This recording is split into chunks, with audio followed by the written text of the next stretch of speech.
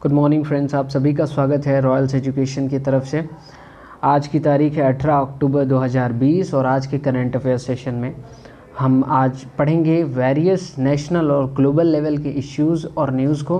वैसे तो मैं आपको बता दूं कि आज बहुत ज़्यादा न्यूज़ नहीं है जो कि यूपीएससी के रिलेवेंस से उतनी इम्पोर्टेंट हो, फिर भी कुछ चीज़ें हैं जिनकी आज हम बात करेंगे। सबसे पहले हम बात करेंगे शांति स्वरूप भटनागर अवार्ड की। ठीक है, शांति स्वरूप भटनागर अवार्ड हाल ही में अनाउंस किया गया है, तो इसके बारे में जान लेते हैं। देखिए, ये जो अवार्ड है, ये जो प्राइज़ है, ये साइंस एंड टेक्नोलॉजी के लिए दिया जाता है और इंडिया में साइंस एंड टेक्नोलॉजी के लिए दिए जाने वाला highest multi disciplinary science award है। ठीक है, इस अवार्ड की जो इंस्टीट्यूशन हुई थी, इस अवार्ड की फाउंडेशन सबसे पहले 1958 में हुई थी। 1958 में इस अवार्ड की शुरुआत हुई थी। किसके द्वारा? CSIR, council of research and council of scientific and industrial research द्वारा। तो आप सभी को पता होगा, ये जो CSIR है, ये इंडिया में वेरियस साइंटिफिक प्रोजेक्ट्स को देखते हैं, कई तरह के इन्वेंशन करती हैं, है ना। तो CSIR की फाउंडेशन पे ये अवार्ड शुरू हुआ था। अब शांति स्वरूप भटनागर हैं कौन? ये CSIR के फाउंडर डायरेक्टर थे और उन्हीं की याद में, उन्हीं की स्मृति में शांति स्वरूप भटनागर अवार्ड दिया जाता है। इसमें क्या होता है कि 45 साल से कम जो इंडियन साइंटिस्ट हैं, मतलब 45 वर्ष की आयु से कम के जो इंडियन साइंटिस्ट हैं, उन्हें ये प्राइज़ दिया जाता है। और किस लिए? For outstanding research in biology, chemistry, environmental science, engineering, mathematics, medicine और फिज़िक्स, इन सारी फील्ड्स में जो अच्छी रिसर्चेस होती हैं उनके लिए। ठीक है, इसमें 5 लाख कैश अवार्ड मिलता है। इसके बाद जो नेक्स्ट इशू है उसकी हम थोड़ी सी बात करेंगे। एक चर्चा चल रही है वेरियस न्यूज़पेपर्स में भी, मीडिया में भी, कि दिल्ली में ये जो अक्टूबर का महीना होता है ना, उसमें क्यों इतनी ज़्यादा पॉल्यूशन बढ़ जाती है, एयर क्वालिटी इंडेक्स क्यों इतनी ख़राब हो जाती है।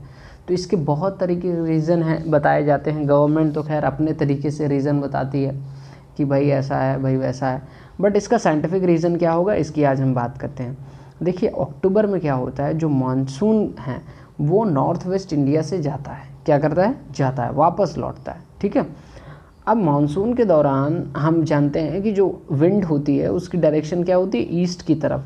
बट ये मानसून जब लौटने लगता है तो इसकी डायरेक्शन चेंज हो जाती है नॉर्थ वेस्ट की तरफ, और नॉर्थ वेस्ट की तरफ इसकी डायरेक्शन चेंज होने की वजह से दिल्ली में जो एयर होती है उसमें डस्ट और क्या बोलते हैं मतलब जितने भी पार्टिकल्स हैं, जैसे इस मानसून जब आती है तो आप सभी जानते हैं आंधियाँ चलती हैं, स्टॉर्म चलते हैं। तो मानसून जाते वक्त जो स्टॉर्म की वजह से जो क्रिएटेड पार्टिकल्स हैं, एयर सस्पेंशन पार्टिकल्स हैं या जो भी डस्ट पार्टिकल हैं, वो नॉर्थ वेस्ट की तरफ आने लगते हैं। और दैट्स वाई जो दिल्ली का एयर क्वालिटी इंडेक्स है वो बहुत ख़राब हो जाता है। दिल्ली का एयर क्वालिटी इंडेक्स ख़राब होने का मतलब कि वहाँ पे एयर पोल्यूशन बहुत बढ़ जाता है। अब हमने इसकी बात क्यों की? देखिए, बात हमने इसकी इसलिए की क्योंकि हाल ही में न्यूज़पेपर में आर्टिकल पब्लिश हुआ था कि जो वहाँ पे बीजेपी गवर्नमेंट है और आम आदमी पार्टी की गवर्नमेंट है, वो आपस में अपने अपने व्यूज़ दे रही हैं कि दिल्ली में पॉल्यूशन बढ़ने का कारण क्या है। तो इसका एक साइंटिफिक रीज़न है जो हमने आपको यहाँ पे बता दिया। अच्छा, एक कारण इसका और है, उसकी चर्चा मैं ज़्यादा डिटेल में नहीं करूँगा, बट फिर भी क्योंकि उसका योगदान बहुत ज़्यादा नहीं होता है दिल्ली के एयर पोल्यूशन को बढ़ाने में, बट फिर भी उसके बारे में आप ये जान लीजिए कि टेम्परेचर जो डिप हो जाता है, जो टेम्परेचर कम हो जाता है अक्टूबर में, उसका भी असर पड़ता है एयर पॉल्यूशन में। अब आप सोच रहे होंगे टेम्परेचर के बढ़ने घटने से पॉल्यूशन पे क्या असर पड़ता होगा। देखिए, टेम्परेचर कम होने से जो इन्वर्जन हाइट होती है, ठीक है, देखिए पॉल्यूटेंट की एक सीमा तक जाने की हाइट होती है। पॉल्यूटेंट अर्थ के एटमॉस्फेयर में एक निश्चित सीमा तक ही जा सकते हैं, है ना। तो वो अगर निश्चित सीमा अगर छोटी है, निश्चित सीमा कम है, तो पॉल्यूटेंट का कंसंट्रेशन ज़्यादा होगा। निश्चित सीमा ज़्यादा है तो पॉल्यूटेंट का कंसंट्रेशन कम होगा। तो टेम्परेचर कम होने से वो जो पॉल्यूटेंट्स की एटमॉस्फेयर में लिमिट होती है, जो उनकी एटमॉस्फेयर में ऊपर जाने की लिमिट होती है, वो कम हो जाती है। दैट्स वाई उनका कंसंट्रेशन बढ़ जाता है और इस वजह से एयर पोल्यूशन अक्टूबर में काफ़ी बढ़ जाता है। नेक्स्ट, ये एक डेटा है और इसे हमने आज के सेशन में इसलिए शामिल किया है क्योंकि यहाँ से जाहिर सी बात है कोई प्रीलिम्स का MCQ नहीं बनेगा कि कितने % रूरल इंडिया एक न्यूट्रिशियस डाइट नहीं अफोर्ड कर पाते। लेकिन फिर भी देखिए, तो हाल ही में ये नेशनल सैंपल सर्वे जो 2011 का था, उसके डेटा से एक स्टडी फाइंड आउट हुई कि ग्रामीण भारतीयों में 76% ग्रामीण भारतीय एक न्यूट्रिशियस डाइट नहीं ले सकते, मतलब उनके पास इतनी इनकम नहीं है कि वो न्यूट्रिशियस डाइट ले सके। तो प्रीलिम्स के लिहाज से तो जाहिर सी बात है ये एकदम अनइम्पॉर्टेंट सी चीज़ हो जाती है ना, एकदम not important, not so valuable.